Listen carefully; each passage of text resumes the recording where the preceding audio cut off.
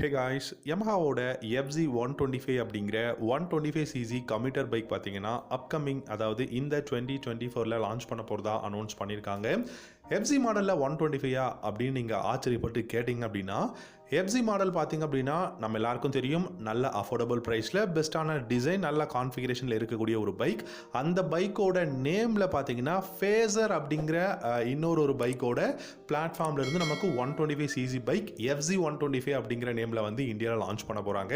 So இதை பார்க்கும்போது phasor 125 அப்படின்னு தான் பார்க்கணும். பட் இந்தியாவில் லான்ச் ஆகும்போது எஃப்ஜி 125 அப்படிங்கிற நேமில் தான் லான்ச் பண்ண போகிறாங்க. ஸோ என்ன கான்ஃபிகரேஷனில், என்ன ப்ரைஸில் லான்ச் பண்ண போகிறாங்க அப்படிங்கிறத கொஞ்சம் டீட்டெயில்டாக பார்க்கலாம்.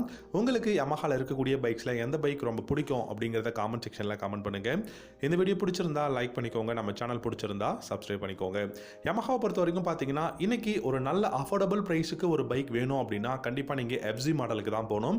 FGS FI version 3 model, deluxe model எல்லாமே இருக்குது. அஃப்கோர்ஸ் எல்லாமே பெஸ்ட்டான பைக் தான், இல்லைன்னு சொல்லலை. ஆனாலும் ஒரு 125cc ஒரு நல்ல கம்யூட்டர் பைக் இருக்கா அப்படின்னு பார்த்தோம்னா டெஃபினட்டாக இன்னைக்கு வரைக்கும் கிடையாது. எந்த மாதிரின்னு பார்த்தீங்கன்னா இப்போ ஹோண்டாவில் எஸ்பி 125 இருக்குது, ஹீரோவில் பார்த்தீங்கன்னா எக்ஸ்ட்ரீம் 125 இருக்குது, டிவிஎஸில் பார்த்தீங்கன்னா ரைடர் 125 இருக்குது. இந்த மாதிரியான லைனப்பில் ஒரு பெஸ்ட்டான பைக் திரும்பவும் இந்தியாவில் லான்ச் பண்ணணும் அப்படிங்கிறதுக்காக இந்த எஃப்ஜி மாடலில் உங்களுக்கு 125cc லான்ச் பண்ண போகிறாங்க. முக்கியமான விஷயம் ப்ரைஸுங்க. ப்ரைஸை பொறுத்த வரைக்கும் அண்டர் 1 lakh rupeesல இந்த எஃப்ஜி 125 இருக்க போகுது. ஸோ எஃப்ஜி 125 அண்டர் 1 lakh அப்படின்னா அது வந்து பேஸ் மாடல். ஹையர் வேரியன்ட் 1,05,000லேருந்து 1,10,000 வரைக்கும் ப்ரைஸ் வந்து ஹையர் வேரியன்ட் போக போகுது. ஸோ இந்த எஃப்ஜி மாடலில் கான்ஃபிகரேஷன் அப்படின்னு நம்ம பார்க்கும்போது டெஃபினட்டாக பெஸ்ட்டான கான்ஃபிகரேஷன் தான் கொடுக்க போகிறாங்க. இன்றைக்கி இருக்கக்கூடிய டெக்னாலஜி ஃபீச்சர்ஸ் எல்லாமே கொடுக்க தான் போகிறாங்க.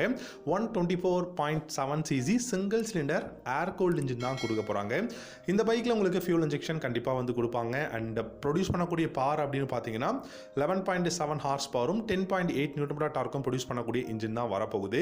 இந்த பைக்கில் 5 ஸ்பீட் கியர் பாக்ஸ் இருக்கும். நமக்கு எல்லாருக்கும் நல்லா தெரியும் 5 ஸ்பீட் கியர் பாக்ஸ் அப்படின்னா இனிஷியல் பிக்கப் நல்லா இருக்கும், மைலேஜ் அப்படிங்கிறதும் பெஸ்ட்டாக இருக்கும். ஸோ இப்போ மைலேஜ் அப்படின்னு பார்த்தோம் அப்படின்னா இந்த பைக்கால் டெஃபினட்டாக 55லிருந்து 60 km/லிட்டர் மைலேஜ் கொடுக்கக்கூடிய ஒரு இன்ஜின், அது அளவுக்கு கெப்பாசிட்டி இருக்கக்கூடிய ஒரு பைக்கை தான் லான்ச் பண்ண போகிறாங்க. ஸோ பர்ஃபார்மன்ஸ் அப்படிங்கிறது ஒரு பக்கம் இருந்தாலும் மைலேஜ் ஓரியன்ட் பைக்காகவும் இருக்கணும் அப்படிங்கிறதுக்காக தான் இந்த பைக் லான்ச் பண்ணுறாங்க.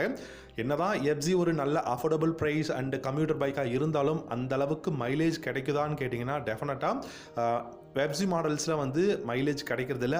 அதனால தான் ஃபேசர் அப்படிங்கிற நேமில் இருக்கக்கூடிய அந்த பைக்கோட இன்ஜின் பிளாட்ஃபார்மில் இருந்து இந்தியாவில் எஃப்ஜி 125 அப்படிங்கிற நேமில் வந்து லான்ச் பண்ண போகிறாங்க. இதுதான் ஃபேக்டும் கூட. இந்த பைக்கோட டிசைன் இந்தியாவில் இருக்கக்கூடிய இப்போது 2024 மாடலில் கலர் அப்டேட்லாம் கொடுத்துருக்கக்கூடிய எஃப்ஜி 150யோட டிசைன் பேட்டர்னில் தான் வரப்போகுது. பட் அதில் ஸ்லைட்லி டிக்கல்ஸ், அதுக்கப்புறம் பார்த்திங்க அப்படின்னா ஒரு சில விஷயங்கள், ஹெட்லாம்பாக இருக்கட்டும், இல்லாட்டி ஃபியூல் டேங்காக இருக்கட்டும், எல்லாமே வந்து சேஞ்ச் பண்ண போகிறாங்க. ஸோ ஃபியூல் டேங்க் அப்படிங்கும்போது 10 liters of fuel tank capacity, digital instrument cluster தான் கொடுக்க போகிறாங்க. இந்த டிஜிட்டல் இன்ஸ்ட்ருமெண்ட் கிளஸ்டரில் ப்ளூடூத் கனெக்ஷன் அவைலபிளாக இருக்கும். Only for call connect and disconnect, music on off பண்ணிக்க முடியும் அப்படிங்கிறத தான் சொல்லியிருக்காங்க. அது மட்டும் இல்லாமல் இந்த கிளஸ்டரில் கியர் ஷிஃப்டிங் இண்டிகேட்டர் இருக்க போகுது. அண்ட் ஆவரேஜ் ஃபியூல் எவ்வளோ யூஸ் பண்ணியிருக்கோம், அண்ட் டிஸ்டன்ஸ் டு எம்டி, இந்த மாதிரியான பேசிக்கான இன்ஃபர்மேஷன்ஸ் எல்லாமே இந்த பெஸ்ட்டான டிஜிட்டல் இன்ஸ்ட்ருமெண்ட் கிளஸ்டரில் பார்த்துக்க முடியும். இந்த பைக் பார்த்தீங்கன்னா டைரக்ட் ரைவலாக எனக்கு தெரிஞ்சு டிவிஎஸோட ரைடர் 125 இருக்கும். இப்போ லான்ச் பண்ணியிருக்கக்கூடிய ஹீரோவோட எக்ஸ்ட்ரீம் 125 தான் டைரக்ட் தாராளமான ஒரு பெஸ்ட்டான ஒரு ரைவலாக இருக்கும் அப்படிங்கிறதான் சொல்லியிருக்காங்க. ஏன்னா டிவிஎஸ் இருந்தாலுமே கூட ரைடர் 125 பெஸ்ட்டான பைக்காக இருந்தாலும் கூட டிசைன் வைஸ் பார்க்கும்போது எக்ஸ்ட்ரீம் 125 ஒரு எட்ஜ் இருக்குங்க. ஸோ அதனால் இந்த எஃப்ஜி மாடல் பார்த்தீங்கன்னா நமக்கு எக்ஸ்ட்ரீம் 125 ரைவலாக டெஃபினட்டாக கூடிய சீக்கிரம் இந்தியாவில் லான்ச் பண்ண போகிறாங்க. ப்ரைஸ் அண்டர் 1 lakh இருக்குது. 1,10,000 உங்களுக்கு ஹையர் வேரியண்ட்டும் வந்து கொடுக்க போகிறாங்க. Bluetooth connection. முக்கியமான விஷயம் சஸ்பென்ஷன் செட்டப். ஃப்ரண்ட்டில் டெலஸ்கோபிக் ஃபோக்ஸும் ரியரில் மோனோ ஷாக் சஸ்பென்ஷன் கொடுக்க போகிறாங்க. ஸோ இதில் பிரேக்ஸ்னு பார்க்கும்போது front and rear single disc, single channel ஏபிஎஸோட தான் வரப்போகுது.